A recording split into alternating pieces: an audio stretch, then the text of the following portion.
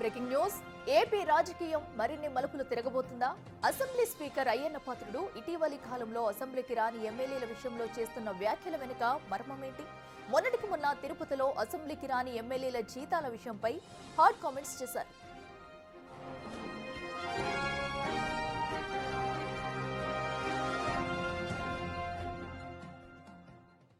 చిరుద్యోగులు సైతం no work no pay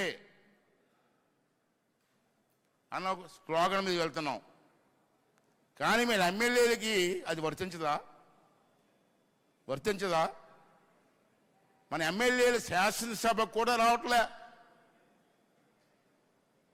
ప్రజలు ఎన్నుకొని మా సమస్యలు పరిష్కారం చేయండి మహాప్రభు అని చెప్పి మనకు ఓట్లేస్తే అసెంబ్లీకి రారా? ఎక్కడో బయట మాట్లాడే బదులు అసెంబ్లీలో మీరు మాట్లాడవచ్చు కదా. మీ ప్రజా సమస్యలు పరిష్కారం చేయడం కోసం ప్రభుత్వం దృష్టికి తేవచ్చు కదా. ఎందుకు రావట్లేదు అన్నది స్పీకర్ గారు వేదిక మీద పెద్దలందరూ కూడా పరిశీలించవలసిన అవసరం ఉంది సార్. ఒక ప్రభుత్వ ఉద్యోగి రాకపోతే సస్పెండ్ చేస్తున్నారు, ఎమ్మెల్యేలకు లేదా అండి?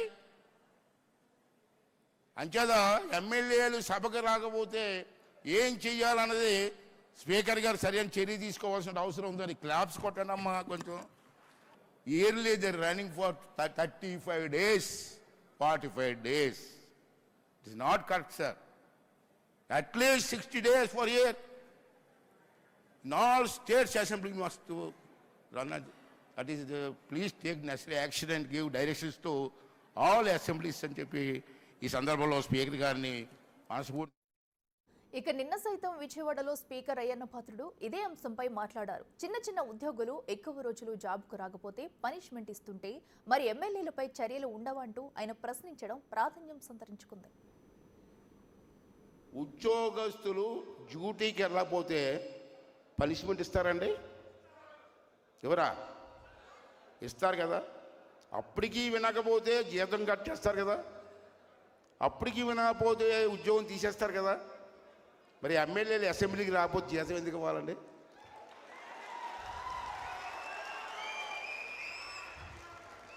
ఎమ్మెల్యేకి ఏమన్నా 2 కొమ్ములు ఉన్నాయా?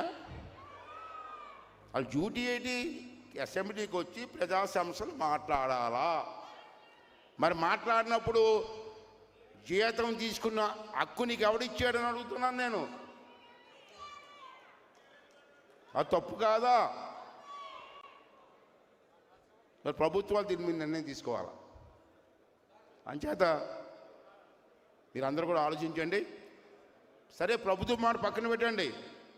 ప్రెస్ వాళ్ళ ముందు చెప్తున్న మాట, నేను చెప్పిన మాటలో వాస్తవం ఉందా లేదా, న్యాయం ఉందా లేదా, పని చేయని వాడికి నెలకి జీతం తీసుకునే అర్హత ఉందా లేదా, ఈ మాట ప్రెస్ ద్వారా ప్రజలను అడగండి. ప్రజల ఒపీనియన్ తీసుకోండి. ప్రజల ఒపీనియన్ తీసుకొని వెంటనే వాళ్ళ మీద చర్యలు తీసుకోమని చెప్పి ఈ సభ ద్వారా నేను డిమాండ్ చేస్తూ ఉద్యోగస్తులు రెడ్డికి ఇదే అంశానికి సంబంధించి మరింత సమాచారం మా ప్రతినిధి శివ అందిస్తారు. శివ, చెప్పండి. సో ఏదైతే అసెంబ్లీకి రాని ఎమ్మెల్యేలపై స్పీకర్ అయ్యన్న పాత్రుడైతే ఆగ్రహం వ్యక్తం చేస్తున్నారు, మరి వారికి పనిష్మెంట్ ఇచ్చే అవకాశం ఉందా? ఎవరిని ఉద్దేశించి కూడా ఈ వ్యాఖ్యలు చేస్తారనుకోవచ్చు? అట్లా మొత్తం మీద చూసుకుంటే ఆంధ్రప్రదేశ్ లో కొత్త ప్రారంభమైన దగ్గర నుంచి, అంటే కూటమి ప్రభుత్వం ఏర్పడిన దగ్గర నుంచి కూడా ఇప్పటివరకు 4 సార్లు అసెంబ్లీ సమావేశాలు జరిగే, తాజాగా రేపటి నుంచి మరొకసారి ఏపీ అసెంబ్లీ సమావేశాలు జరగబోతున్నాయి. ఈ అసెంబ్లీ సమావేశాలకి వైఎస్ఆర్సీపీకి సంబంధించిన ఎమ్మెల్యేలు మొదటి రోజు మాత్రమే వస్తున్నారు, తర్వాత డుమ్మా పడుతున్నారు. వారికి సరైన బలం లేదు, ప్రతిపక్ష హోదా ఇవ్వలేదని చెప్పి వైఎస్ఆర్సీపీ వాదన చెప్తుంది. మరొకవైపు శాసనసభకు రాకుండా శాసన మండలికి మాత్రం వాళ్ళకి అక్కడ బలం ఉందని చెప్పి అక్కడ తరచూ అసెంబ్లీ మండలి సమావేశాల్లో పాల్గొంటున్నారు. ఈ నేపథ్యంలో అనేక సందర్భాల్లో ప్రభుత్వం నుంచి కావచ్చు, స్పీకర్ నుంచి కావచ్చు, డిప్యూటీ స్పీకర్ నుంచి కావచ్చు, వైఎస్ఆర్సీపీ అసెంబ్లీకి రావాలని చెప్పి ఆహ్వానం పలికిన సందర్భాలు చాలా ఉన్నాయి. అయినప్పటికీ వారి తీరులో ఏమాత్రం కూడా మార్పు రాకపోవడంతో స్పీకర్ అయ్యన్న పాత్రుడు ఇటీవల కాలంలో తీవ్రస్థాయి ఆగ్రహం కూడా వ్యక్తం చేస్తున్న పరిస్థితి కనిపిస్తోంది.